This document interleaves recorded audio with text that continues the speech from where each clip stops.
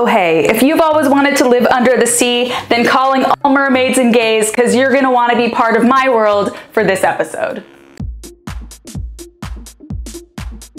Welcome to my tropical paradise under the sea. I am your sea witch, Katie, and today we are doing something very exciting because we are doing another round of design drama.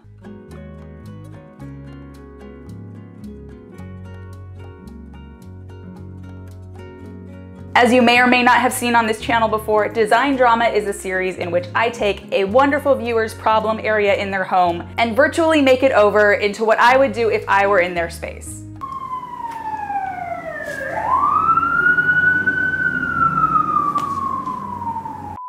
Now recently, a lovely viewer and very long-time subscriber, Kim, mentioned that she had a bathroom in her house that was sitting there that she had primed like a year ago and never painted because she had no idea what to do. And this is very relatable, right? Maybe you have a bunch of styles you want to do, maybe you have absolutely zero inspiration and you're totally stuck and so you do nothing. So that's where Kim's at, but she did mention that she is very into Mermaidcore. And when she mentioned that, I said, oh my God, hold my fake giant clam with a pearl in it.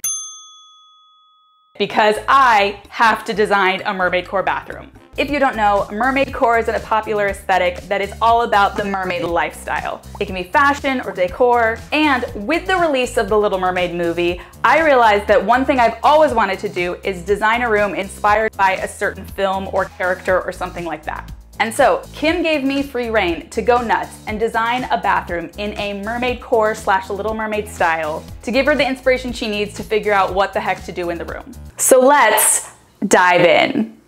Let's talk about the idea of designing a room based on a theme versus an inspiration. So let's take this kind of like beachy nautical theme, for example. We have all seen a beach themed bathroom, right? There might be boats on the shower curtain. There might be anchors on the towels. And there might be America's favorite DIY, which is gluing seashells onto a mirror. That is an example of decorated on a theme. It's very literal. It's very like one-to-one. Whereas designing a room that is inspired by something is a little bit more abstract, right? You might be using color palettes or textures or shapes that mirror whatever it is that you're inspired by. Now, when you see a lot of Mermaidcore inspiration, it can look a little bit like a little girl's room, or they can be very literal, right? People just like plaster mermaids everywhere, and that's totally fine if it's your vibe. But for this room, I wanted to challenge myself to do something that was like kind of elegant and wasn't quite so on the nose, but still very heavily Mermaidcore or Little Mermaid inspired. And so the #1 rule I gave myself for this space is that I could not put an actual mermaid anywhere in it. Guys, it's so important to have boundaries with yourself. Because honestly, Mermaidcore is so fun and there are so many things you can do. For me, it really helped to kind of come up with a story of what I wanted this to feel like. Oh my gosh, you guys look! It's my own little flounder.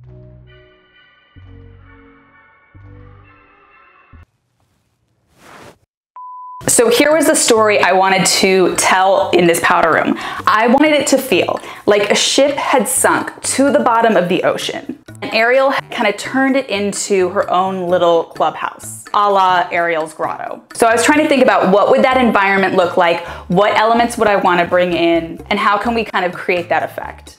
Let's start with Kim's blank bathroom. As you can see, it's a simple powder room, totally basic. She's gonna need to replace some flooring. She's got the toilet and sink, but the sink, she says, is irreparable and does need to be swapped. She's already primed it, but as you can see, we're basically starting with a totally plain white box. So to start, I did choose a kind of classic mermaid palette, which is teal pink and a little bit of lavender. We are gonna follow the 60-30-10 rule, which is 60% using your main color, 30% using your secondary color, and 10% using your tertiary, your third color. So step 1, because I want this to feel like we're kind of swimming through this space, I decided that #1, we are going to create an aquarium effect by lime washing the walls in a teal color, all 4 walls as well as the ceiling. This is something that Justina Blakeney of The Jungalow did in her own bedroom. I will link the Architectural Digest article below where you can see it. It looks incredible. It's totally beautiful. Lime wash gives you a little bit of a like multi-tone effect, so it actually almost looks like you're moving underwater sometimes.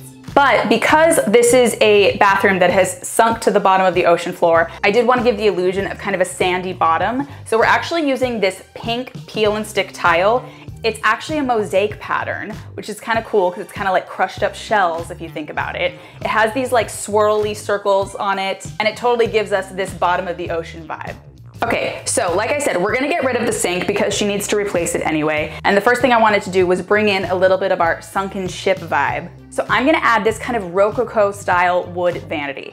It looks very antique, it has those beautiful legs, wood carving. It feels like something that would have been in the captain's quarters. Now, I know Kim said she was also considering a floating sink. If so, I would do a floating sink and I would make sure it's just like in a porcelain scallop shell shape so that we get a shell vibe. Now, of course, this is already a beautiful, rich piece of furniture, but I do want to add a little bit more mermaid vibe by swapping out the hardware with these beautiful brass seahorse pulls. Hardware is such an easy way to sort of tie in those like elements in a little bit more of a sophisticated way. And I'm not gonna lie, I am a sucker for brass hardware in any sort of animal shape. If you guys ever go to my Amazon shop, which is linked below, in my furniture flip section, I have all sorts of beautiful cabinet pulls that are like peacocks and seahorses and all sorts of like beautiful, elegant, maximalist moments. Now we're gonna keep going with this vibe. I'm gonna add in this elegant, gorgeous gold mirror, which actually already has a little shell on the top of it. What's nice about a lot of this type of furniture is that it already kind of weaves in like oceanic elements without me even having to DIY it. Now I did want to add sconces to either side of the mirror, but space is a little bit tight and we don't need to make Kim spend money hardwiring new lights in. But I did still want to like create a little bit of symmetry. So I'm actually going to add some antique hand mirrors as sconces. One, it's a small space, so it brings in more mirrors to kind of like bounce light around the space. Two, it's a nod to Ariel's beautiful collections of things. And I think it's just a funky, cool way to like create a sconce effect without actually having sconces. Now, she does have a vanity light that we need to swap out. And you want to talk about drama. I went through so many emotional states trying to find the perfect vanity light. Should we keep with the kind of Rococo Baroque style? Should we bring in something new and modern? Should it be super mermaidy? Should it be pearls? Should it be clam shells? And one idea I had was to do a very simple glass globe vanity light.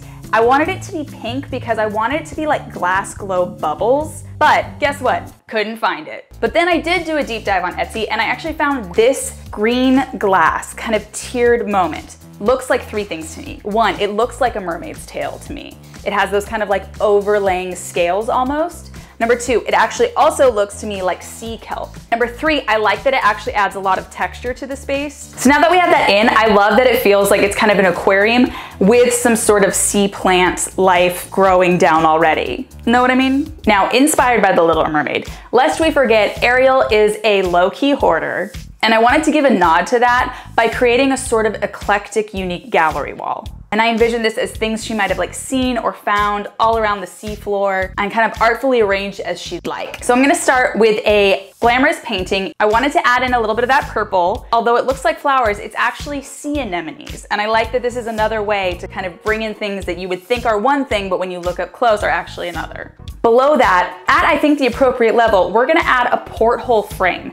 Guys, I didn't know that they make porthole mirrors as well as photo frames. So we're gonna place that at porthole level because this is still a ship that kind of lost its walls, but it's still a ship.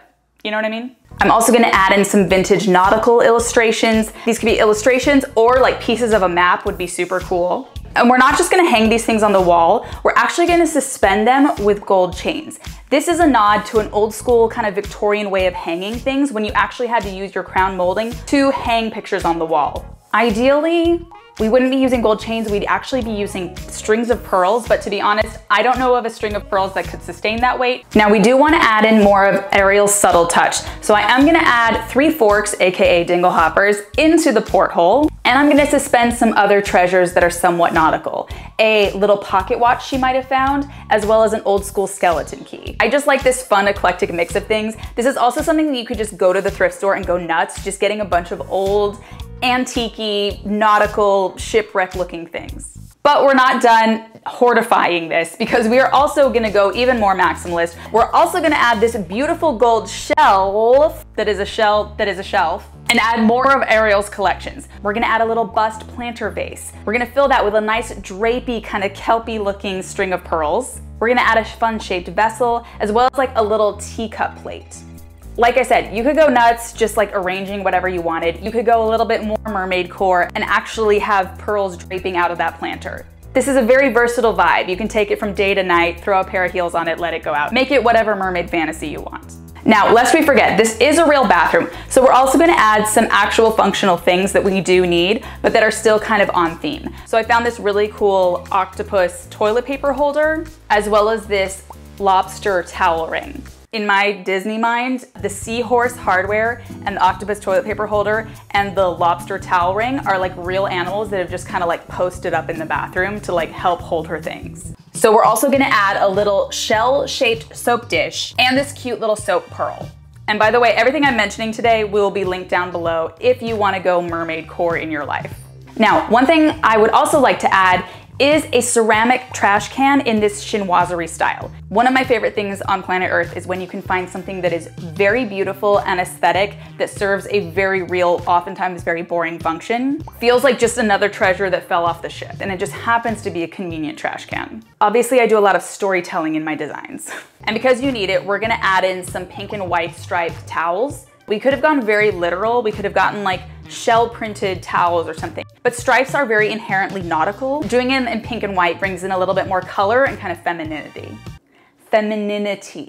Now this is a powder room, so it's small. So you could actually extend this kind of like eclectic gallery wall on all four sides. But if you just wanted to keep it simple and fine, I think we have enough there. But I still think there's a little dead space where you can add a little bit more mermaid pizzazz. So I found this beautiful Capiz shell drum table. I love that it's giving this geometric crystal vibe. It's made of actual shells, so it's totally pearlized and opalescent and beautiful. And I love that putting it there, it kind of looks like a sea crystal growing out of the ground. And even though this is a powder room, I actually really wanted to put in a chandelier, but I also know it can be a little bit much stuck in the middle of the room. So I actually wanted to hang this 3-tiered beaded chandelier off to the side over the drum table to again add a little bit more texture to the space. I love this chandelier because it almost looks like an octopus or a sort of coral growing down. I also love that the beads are kind of pearl-like, so it almost looks like a sea creature slash plant descending from above. And lastly, we're gonna add this gorgeous coral candelabra, which is an incredible anthropology candelabra, but I'm gonna immediately spray paint it lavender just to give us that little 10% pop of color. And there we have our Mermaidcore Little Mermaid-inspired powder room. And I wish you all a Mermaidcore summer. What was that, Shell? Oh, I forgot something in the design.